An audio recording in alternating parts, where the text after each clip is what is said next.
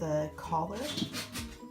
So I've taken one of the collars, placed it right side up, and then pinned the piping all the way around the outside. You can see where I've notched the piping to get it to fit properly around the curved edge. So now I'm going to take this to the machine and I'm going to sew just like on the armband. I'm going to sew as close to the piping stitching as possible without going over it. So I'll go do that. I'll go all the way around, like I said, sewing as close to that piping stitching as possible.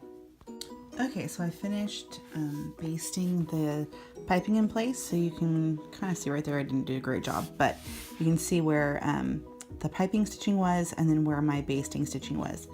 And then just like with the sleeves, I unpicked about a 1/2 inch of the piping stitching, pulled out the piping, cut off about a 1/2 inch, and then brought it back in. So it's kind of flat right there, and then all of a sudden you see the piping start right there.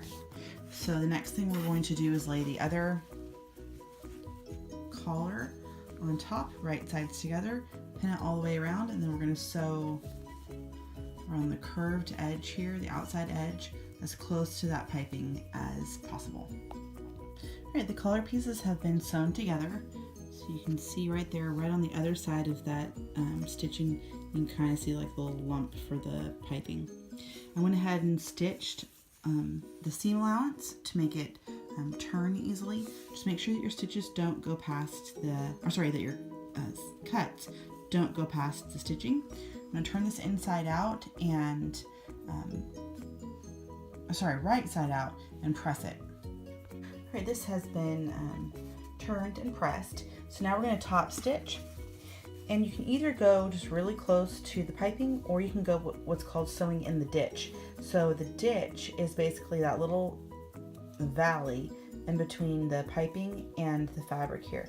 So I usually try to stitch in the ditch, only because I think it's a more clean look, but if you don't feel comfortable with that, it's also okay to top stitch just right on top of the collar. Okay, so here I'm showing you how I did the stitching in the ditch. So you can barely see, really can't see at all, the top stitching. It just makes the piping lay down flat. So it's just, the stitching is just right in there, right between the piping and the collar. All right, so now we're gonna pin the collar onto the shirt, matching up the center of the collar to the center of the shirt. So I just fold the collar in half and find the center point of the collar, and then I will take the shirt and I'll fold it in half as well. I'll fold the back in half, matching up the shoulder seams, and I'll find the center of the back, and so I'll just match the centers up and then start pinning all the way around. Alright, the collar's been pinned on. I'm now going to go baste the collar on. So using a longer stitch length, usually a lower tension, and just sewing about 1/4 of an inch away from the raw edges. So I'm just going to go baste that collar so it stays in place during our next step.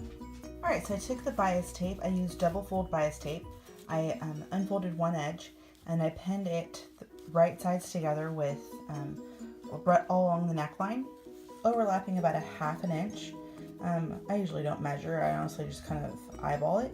So I'm overlapping 1/2 inch on either side of the neckline. So now I'm going to go and sew along the neckline using 1/4 inch seam allowance. So you can see here where I sewed the bias tape on.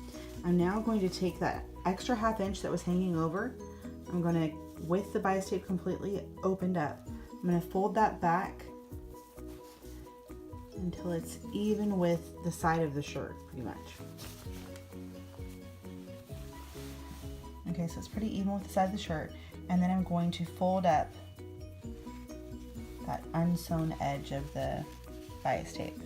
Okay, so now I've got one of the edges open and the other edges folded back. Sorry, this is hard to do with just one hand. So it's going to look like that. It won't stay. I'll just have to hold it in place. Kind of looks like that.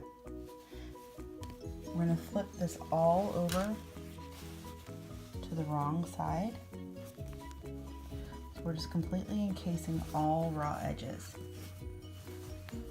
So when you're looking at it from the side here, you can see that the bias tape is now, the double fold is back in place. So you can see a fold here and a fold there.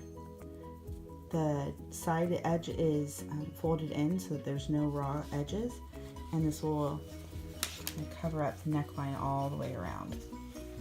So I'm going to go fold this down and iron it and then show you what it looks like. Okay, so here you can see that I've folded down that bias tape all the way around the neckline, and now I'm just going to go sew.